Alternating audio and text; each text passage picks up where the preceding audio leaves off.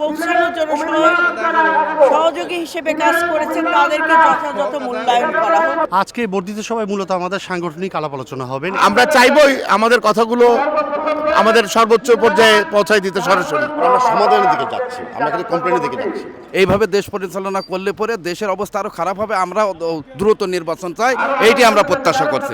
জাতীয়তাবাদী দল বিএনপিকে রাষ্ট্র ক্ষমতায় নিয়ে যে 31 দফা বাস্তবায়ন হবে, 19 দফা সহ, সেগুলিকে আমরা বাস্তবায়ন করার জন্য আমরা কাজ করব। একজন তৃণমূলের কর্মী হিসেবে আমি দলের কাছে এটাই প্রত্যাশা করব যে বিগত 17 বছর যাবৎ যারা বাংলাদেশের মানুষের গণতান্ত্রিক অধিকার পূর্ণ প্রতিষ্ঠা করার জন্য দলের সর্বোচ্চ নির্দেশনা নিয়ে সর্বোচ্চ ত্যাগ স্বীকার করে রাজপথে সাহসী ভূমিকা রেখেছে এবং কমিটমেন্টের জায়গায় স্থির থেকে দলের যে লক্ষ্য সেই লক্ষ্য পৌঁছানোর জন্য সহযোগী হিসেবে কাজ করেছেন, তাদেরকে যথাযথ মূল্যায়ন করা হোক, এটা আমি প্রত্যাশা করি। স্বাধীন রাখা সেভাবে যেন আমাদের দলটাও চলতে পারে, সেই ক্ষেত্রে আমরা দলকে আরও সংগঠিত করব, শক্তিশালী করব এবং বিশেষ করে কার্যকারী করব।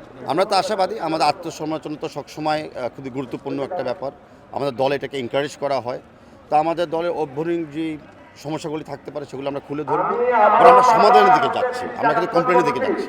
এটা আমাদের জন্য সুবর্ণ সুযোগ এবং দলীয় প্রধানের সাথে কথা বলার সুযোগের চাইতে আমার মনে হয় না যে এর চাইতে বড় কোনো অপরচুনিটি আমাদের যারা আমরা এই জাতীয়তাবাদী আদর্শের সৈনিক তাদের রয়েছে। তো এটা অনেক আমাদের জন্য আসলে উনি উন্মুক্ত করে দিয়েছেন, এই জন্য ওনাকে আন্তরিকভাবে ধন্যবাদ।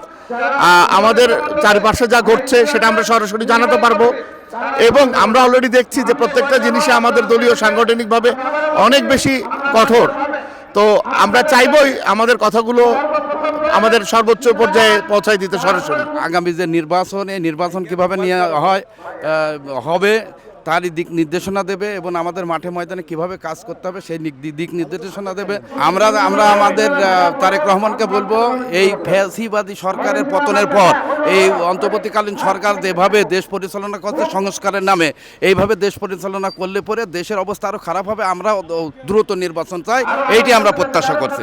আজকে বর্ধিত সভায় মূলত আমাদের সাংগঠনিক আলাপ আলোচনা হবেন এবং আমরা যতটুকু জানি যে আমাদের ভারপ্রাপ্ত চেয়ারম্যান জনাব তারেক রহমান, তারেক স্যার আমাদেরকে নির্দেশনা দিবেন আগামী কর্মপরিকল্পনার, এবং আমাদের প্রত্যাশা থাকবে অবশ্যই বাংলাদেশে অতি দ্রুত একটি সুষ্ঠু স্বাভাবিক নির্বাচন। দীর্ঘদিন পরে দলের আজকে বর্ধিত সভা, এই সভা থেকে আমাদের যে সিদ্ধান্তগুলি আসবে, দলের চেয়ারম্যান জনাব তারেক রহমান যে সিদ্ধান্ত দেবে, আমরা জাতীয়তাবাদী দল বিএনপি সেগুলি অক্ষরে অক্ষরে মেনে নিয়ে দলের যে 31 দফা দেওয়া হয়েছে সেই দফাগুলিকে বাস্তবায়ন করে সুষ্ঠু নির্বাচনের মাধ্যমে জাতীয়তাবাদী দল বিএনপিকে রাষ্ট্র ক্ষমতায় নিয়ে যে 31 দফা বাস্তবায়ন হবে, 19 দফা সহ, সেগুলিকে আমরা বাস্তবায়ন করার জন্য আমরা কাজ করব। কোটি মানুষের আস্থার ভালোবাসায় 11 বারের মতো দেশের 1 নম্বর রেফ্রিজারেটর ব্র্যান্ড ওয়ালটন।